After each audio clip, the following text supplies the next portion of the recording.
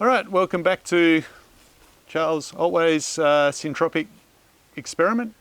Yes. Experimental garden. Fair description for sure, yeah. Okay, so if you haven't seen the first video, there's a link just appearing on the screen now. And we go through and we have an initial look at what Charles is doing here.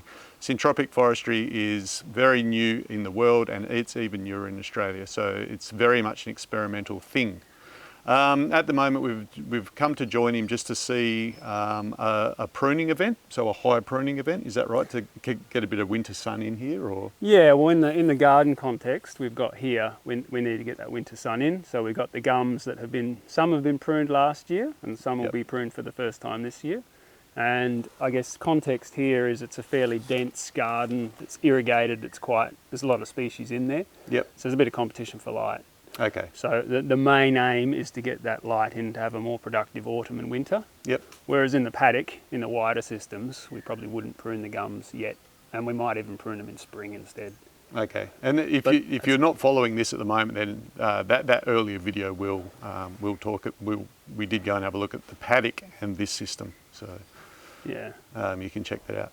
You just mentioned context there, and that I wanted just to talk about. We had a lot of favourable comments in the last video. I did see someone was like saying, oh, well, with Pemberton rainfall, of course, you're just going to get all of this, and you're conning people that might be somewhere else in the world in a drier environment. They're not going to get the same growth, but that's not syntropic. So its context is key, and I think that maybe that viewer missed that point.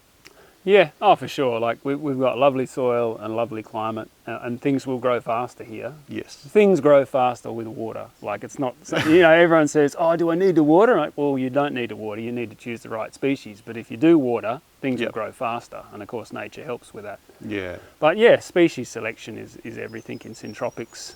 You can do syntropics with prickly pear and other cactus and euphorbs and other things that are toxic and spiny and other stuff. So it just depends where you start. And that's what you're talking about, context. So if we're out the back of Wagen with salty groundwater, soils and stuff like that, then you couldn't have maybe this diversity, but you would have something to work with. She oaks thrive on that kind of environment. There's a lot of gums that thrive on that kind of environment, and there'll be some wattles that thrive on that kind of environment. So I guess, as always, have a look at the newly destroyed bush and see what's regenerating. Have a look at the roadside and see what's in the roadside, and that may be what people would call weeds, but they'll be the plants that'll survive on the poorest soils and the newest disturbance events, which is what most people are going to start from if they're starting from scratch. With syntropics, you're really just using the sun to accumulate carbon and then get it back into the ground, right? Yep. The pruning needs to be mindful that the plants have gone through a life cycle.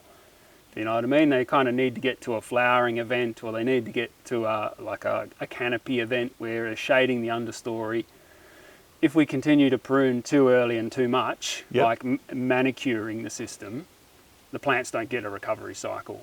And the more brittle and hard the environment is, the more important it is to only prune them and return them to the ground less often and at the right time of year. For us, if we want to enrich our environment super locally with the sunlight and the conversion that's happening locally, which is the aim of Syntropic, is to not bring any resources in. So you're producing all of your own carbon, all of your own fertility. If we want to do that, we need to cycle the carbon locally. That's what we're going to do today, a bit of carbon cycling. Carbon cycling. So I reckon we'll take the top out of this row of gums. Yep. We would tidy up down below, so in the grass and perennial zone, we're just looking to get most of the biomass down to the ground. So these I've got my trusty parang. Do you want, like, these soft leaves, anything that's not like a valuable tree, do you want us just to slash and pile, or? Yeah, pretty much. And not knock you off a ladder? Yeah, not knock me off a ladder. Well, realistically, I'm going to be cutting stuff and it'll fall, or we'll pass it down gently. And then we're looking to cut off the side shoots. Oh, well, I can do that perfectly. Because you can imagine if we just chopped this gum tree and popped it down there, it's going to be everywhere. What we want is a little bit of biomass organisation. Okay. Ideally, we're trying to get as much as we can in contact with the ground. Yep. And you'd put the heavier material closer to the ground so the fungi can get to it first. Okay. And then you'd try and get a layer of mulch over the top to keep that moisture in. Yep. I'm less worried about that in this environment Okay. because I can water. All right, let's get into the work. Cool. I'm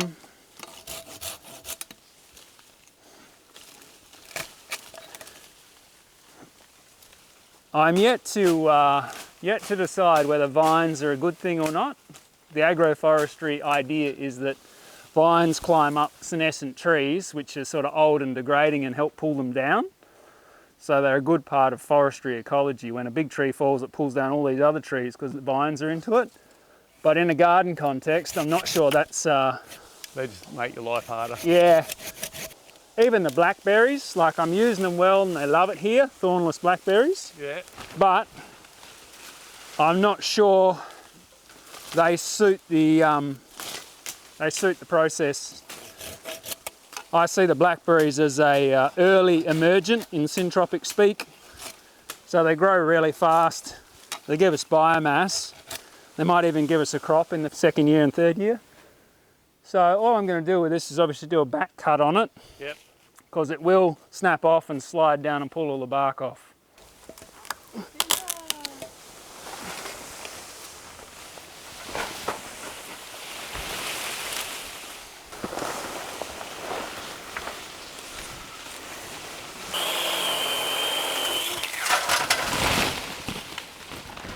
So apart from your microphone, it's all good. I mean, there's a little bit of weight in that, but unless it hits you in the eye, Yeah. it's harmless enough. It'd definitely take you off a ladder. Yeah, I'm not a big fan of ladders I hate them. for obvious reasons. So really, there's no reason not to do it with an electric or a petrol pole saw and save yourself falling off a ladder.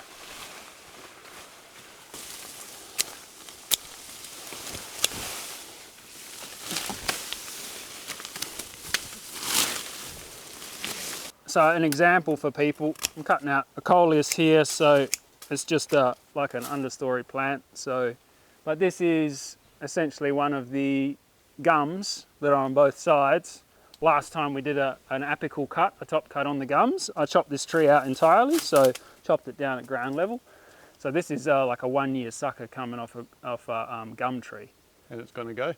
It's going to go, it doesn't need to be there. So people will talk about suckering as a problem, but like, what's the opportunity? Well, there's plenty of mulch there, and you could cut it out earlier if it was a problem, but we might as well cut it out now and lay it down.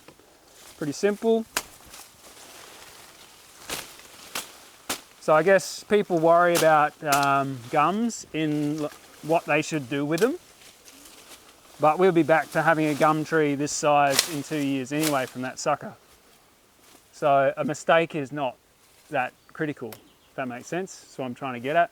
Yep. We could chop the gums off at knee high and then decide that was a bad idea and then reshape them next year at an appropriate height. So it's all, in syntropics we're taught by the system. The system grows, we prune as best we know at the time. Yep. We look and we see and we learn, and then next time we prune we know better. Yep. And then again we look and see and learn, and next time we know better. So syntropic, as complicated as it looks in the books, it's actually about just doing something, managing what happens, learning from that and getting better at that management process. You just have to be open to that feedback. It's an art of management, and the plants will respond differently in different years with different weather and different maturity of the system. So it's not even like what you learn 1 year you can just apply stupidly the next year. Really, the beginner mindset, like the stupid, is the best for this system. The more you bring in, the more you try and say, well, horticulture says this or agriculture says that, Yep. the more you're just going to put off what could be the best solution. So coming in with a beginner's mindset is the best opportunity for this. Okay. We just plant plants, we watch them grow, and we prune them as they start to compete with each other. Yep. And that's excellent. Everyone's context can be different, so we can't copy each other. And as you say, that doesn't suit everyone. They need more security, but actually you can start stupid. Yep. And clue up from there. And learn as you go. So we do, this is not clear felling. There are high value plants that you're trying to protect. Yep. As we go. Yeah, so we've got lemon myrtle. Yep. They've obviously flowered. So in the syntropic aspect, if that plant was purely for biomass, we would have pinged that As when soon it as started flowered. to flower. Okay. So we've let it go into its seed formation, so it's going to take energy out of the system and energy out of itself to form that seed. Yep. But that's okay, because it's like it's our boutique or our crop plant. And we're happy to sacrifice a little bit of energy of the system into the crop plant. Yep. If it suits us. If it suits you. But we could also turn it into mulch if it didn't suit us. At the end of the day, like something like this, you're harvesting for leaf anyway. So the whole pruning event, and then you strip the leaves off and then you throw down the stalks, and you've won both ways. Yep.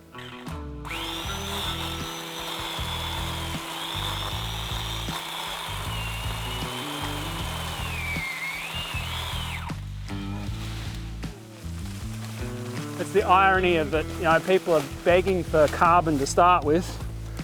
But once you get going... Once you got it, it never stops. Yep. It only gets better and better. So it's you know, it's a rolling ball going down the hill gathering snow or moss or something. Once it's really humming, it's almost scary. The kind of workload, implied workload. It's not to say it is a workload, but the implied workload is just you got to get all that biomass back on the ground. So that's I think when you have to say, well, we can do what we can do. We're going to interrupt it and prune it once a year, and do it as efficiently as possible, and maybe get some mates over as well, because it's a pretty big job now. Well, underneath this, there are custard apples. We're bearing custard apple plants now, so there's seedlings in there. Yep. And I guess my thought is, well, if they don't survive this, then that's too bad. They're just custard apple seeds that have gone in and popped up. Yep. This level of kind of mulching might be the one that knocks them about a bit, but next time we do this, it might be the time that they come back through from it. So the soil gets better, the understory gets less dense because the fertility's there and the weeds don't need to grow per se, because the weeds are just there to fix soil. If soil's fixed, you can actually have an open understory. Think about a climax forest, there's nothing much underneath it. No, I liked how you said that too, the weeds don't need to grow. That's right, they're just fixing the soil, and if the soil's fixed, so take like comfrey for an example, where I let that grow over the space of a year, and the leaves come up and they die, and they come up and they die on that spot, that ring, where the comfrey dies back in winter, no weed seed germination, no winter weeds near that comfrey. So that comfrey has fixed that soil to a degree that there's enough carbon, there's enough nutrients, it's waiting for a tree to grow. So if you had a tree seed there, it'd jump up and be happy. But because it don't, it just stays bare. But no grass, no wild radish, no anything. So it's just nature kind of, if you can get those things to work, weeding goes out the door. So should we look at the blue gums and do a little bit of maintenance and just have a chat about species? Well, these, as we expected, are shooting up like crazy since we were last here. Yeah. And your Salignas are sort of being left in the shade and trying to lean out and get their dose of sunshine. Yeah, you've got the two, I guess you could call them two emergents, but at least two high stratas kind of fighting for sunshine. Yep. And we could cut these blue gums now, possibly. Again, it's context. So the context for this is in the future it's going to be a market garden. So I won't want mature gums at any point in the future of a market garden, in my opinion. Yep. I want something else that does a similar job but just isn't gums. So these have probably got 3 years, and if they've got 3 years, maybe I could prune them out sooner. I'm not trying to make poles out of them. Okay. Maybe I could remove every second blue gum here in this row. Remove every second one, leave the ones on the end, get them nice and strong. So if I wanted to use them as a trellis, a living pole trellis, the ones on the end would be nice and strong. The ones on the end vary between being the weakest because they don't get any irrigation if you use some kind of irrigation system, to being the strongest because they've got natural access to more water with less other gums. Gotcha. So normally you'll have like a big one on the end, but I haven't got that position here because these were irrigated when we had the summer sorghum in. So the ones in the middle are biggest, which is quite often not the case in a forested thing. Strange.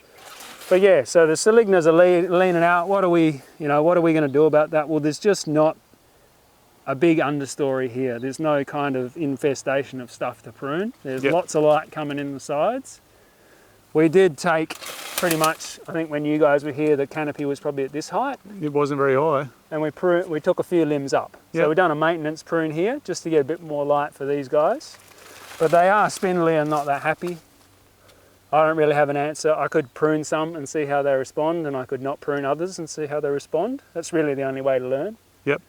If I took out every second blue gum, I would expect the salignas on either side of the blue gum that I took out To do better. will jump up and give me something to work with. So when this is a market garden, have you got plans? I mean, obviously this interrow's the market garden. So is this going to be productive trees, or are you just going to have poles, trellis, and then more like productive food annual plants? Or I think the jury's still out. I've got figs in there, I've got mulberries in there, I've got apricot seedlings coming up. I've got some options in there. Do you think mulberry's commercially viable? Like, No. hard to pick, aren't they? Yeah, no, it's more of a biomass. Okay. So one of the things that's overlooked is when you have fruits in there, you have the silver eyes and the other birds coming in to eat the fruits. Yep. So the obligation for you to bring in the seed load for the next successional plant to come in is somewhat removed. As soon as you start bringing small birds and bigger birds in there, crapping out the seed into your interrow because you've allowed yourself to have trees for them to sit in, Yep. and the mulberries have got food.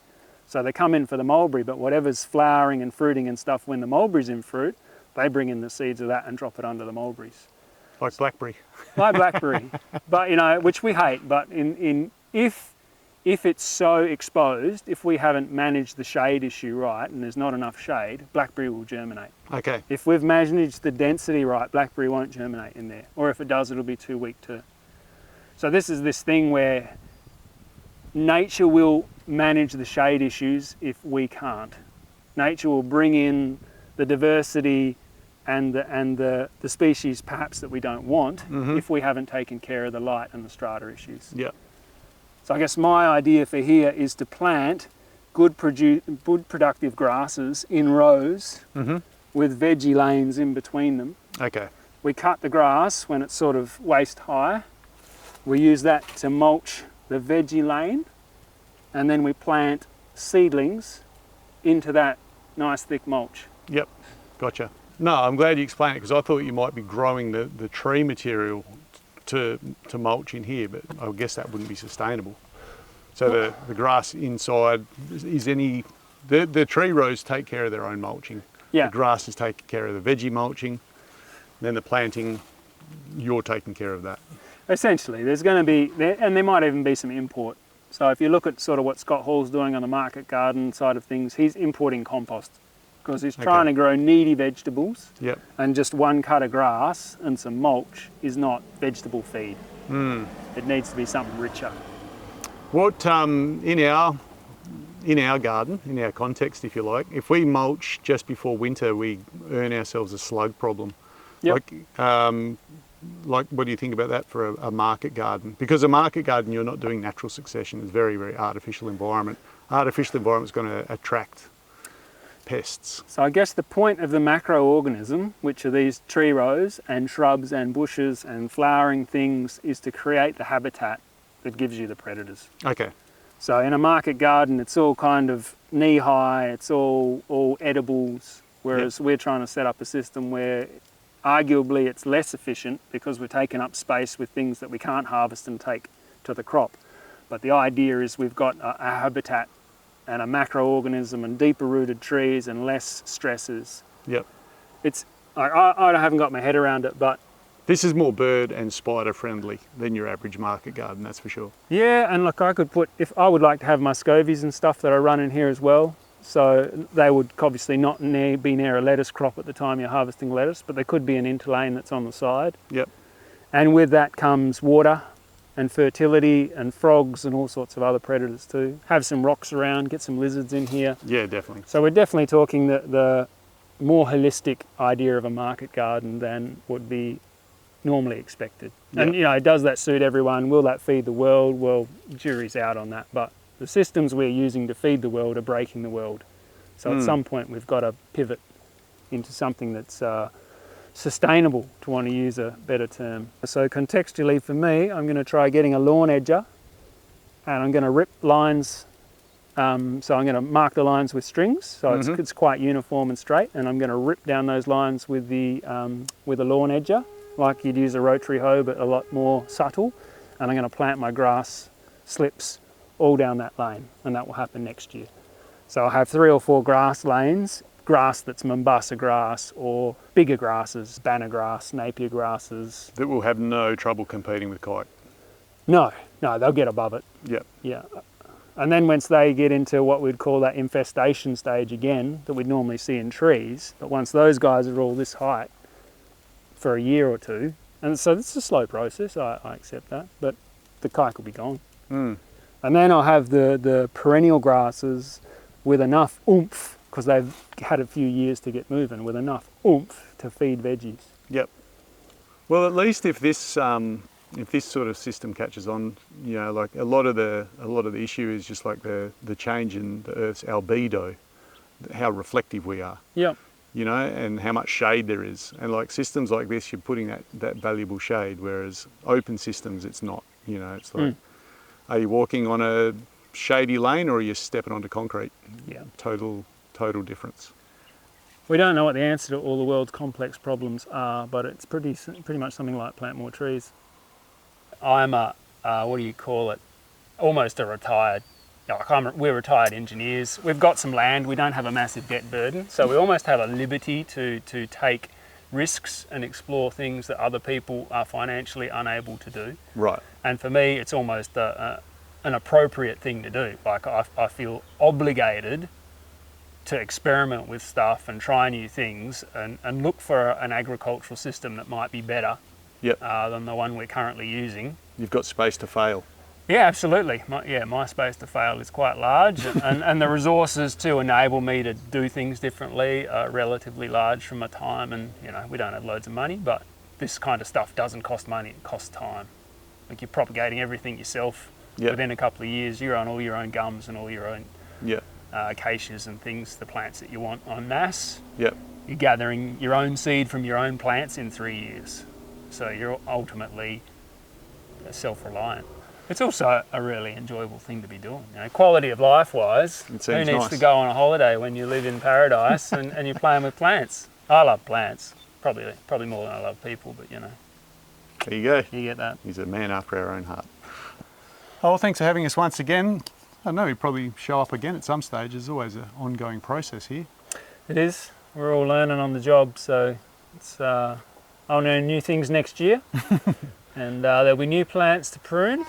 So we've done high pruning today. You want to let some more winter sunlight in. What sort of maintenance would you be doing through winter then? Probably not much. Yeah, just probably not much. Take winter off pretty much. Yeah, you can. It's lower growth rate down southwest WA. A lot of things go to sleep. I mean, we're trying to get evergreens that are winter active in our systems. So when we've got that free rainfall in winter, we're getting growth. Yep. Which is really important in the paddock systems because we can't irrigate. So we need the Saligna and we need the Cape Lewin wattles and those plants that evergreen and grow through winter powering along, but we probably wouldn't prune them. We just let them accumulate, let them get bigger, and then we might ping them in spring. All right. So yeah, winter's probably a quiet time for us. Oh, we might see you again in spring then. Well, we'll see you before then, I'm sure. But we will, with a camera, maybe. So, oh, well, thanks again. No worries. Great to have you. Sorry if this is a bit information dense, but it's sort of, there's a baby in the background, but it's sort of the nature of what we're trying to showcase here, that it is very much an experimental thing. Charles is sort of a pioneer, if you want to use that word. Pioneer? No, experimenter, a leading experimenter, someone that's willing to take the plunge. Could be an enthusiast. Yeah. Got to be interested. Got to be interested, anyway. Hopefully you've got to be interested as well in what we've just made. Feel free to leave a comment. Thank you for everyone that does that, everyone that supports us, and we hope you've enjoyed the episode. Thank you. Catch you guys later.